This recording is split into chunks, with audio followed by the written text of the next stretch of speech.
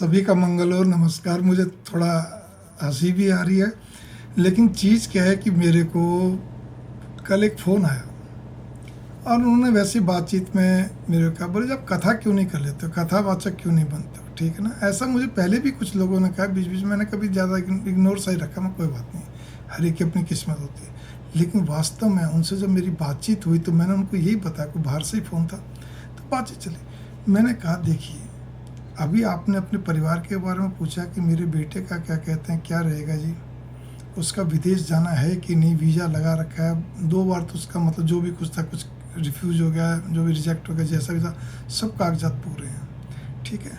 तो मैंने कहा वो ऊपर वाले के ऊपर निर्भर है, आपने तो अपना कर्म पूरा कर रहे हो, बच्चा भी जोर लगा रहा है, आप भी जोर लगा रहे हो, सब कुछ है, कोई कमी नहीं है, बस विदाउट एनी रीज़न जो भी कुछ हो रिजेक्ट हो गया 2 बार, ठीक है। तो उसी प्रकार से भगवान ने क्या रच रखा है वो डिपेंड करता है, मेरे लिए हो चाहे किसी के लिए, हर एक एक नियति सेट कर रखी है, ये सबको मालूम। लेकिन इस सच को उतारिए, इस गले से उतारिए, नीलकंठ मत बनिए, आप नीलकंठ नहीं हैं, हम नीलकंठ नहीं हैं, ठीक है। गले से उतारिए, सच को स्वीकार करिए, पचाइए।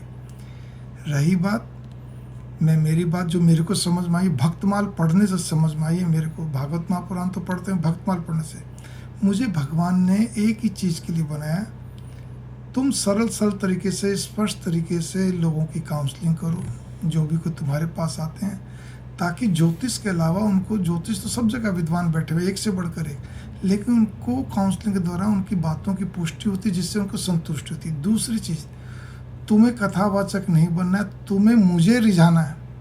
मेरे गुरुदेव नीमकोली बाबा जी कहते हैं मुझे रिझाना है, रसिक वैष्णव भक्तों को रिझाना है, दिव्य आत्मा परमहंसों को रिझाना है, भक्तमाल जी को रिझाना है, जो भक्तमाल में वर्णित है, वर्णित समस्त रसिक वैष्णव भक्तों दिव्य आत्मा परमहंसों को रिझाना है। भगवान जी कहते हैं मुझे रिझाने के लिए तुम्हें मैंने पैदा करा है, तुम्हारी नियति यही है। तुम्हारी आवाज़ ठीक हो नहीं है, जिसमें गला नहीं है, गला फटा हुआ तो गा तो सकता ही नहीं कुछ भी, कोई बात नहीं, तुम बोल रहे हो ना, तुम लिख रहे हो, बस तुम मुझे रिझाओ।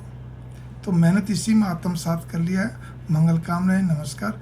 जिनके जो जैसा होता है, ऐसे वाली बात नहीं, मेमोरी बहुतों की शार्प है, बहुत लोग सुंदर हैं, बहुत ही कहते ज्ञानवान है, लेकिन हर एक व्यक्ति कथावाचक नहीं बनता, हर एक व्यक्ति सन्यासी नहीं बनता, हर एक व्यक्ति मतलब कुछ भी।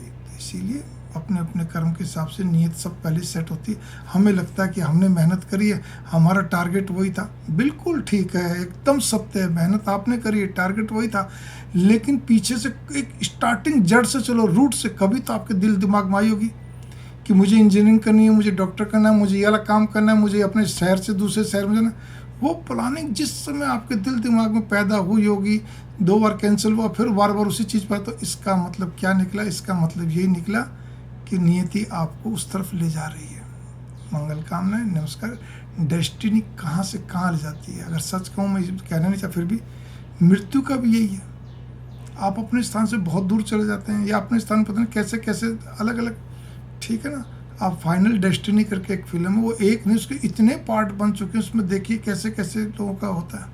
तो इसी प्रकार किसको कहाँ से लाभ लिखा है, कहाँ से हानि लिखी, कैसा क्या लिखा है, वो सब डेस्टिनी के द्वारा। डेस्टिनी मतलब नियति, नियति मतलब प्रकृति, प्रकृति मतलब भगवान। नमस्कार, मंगल कामना।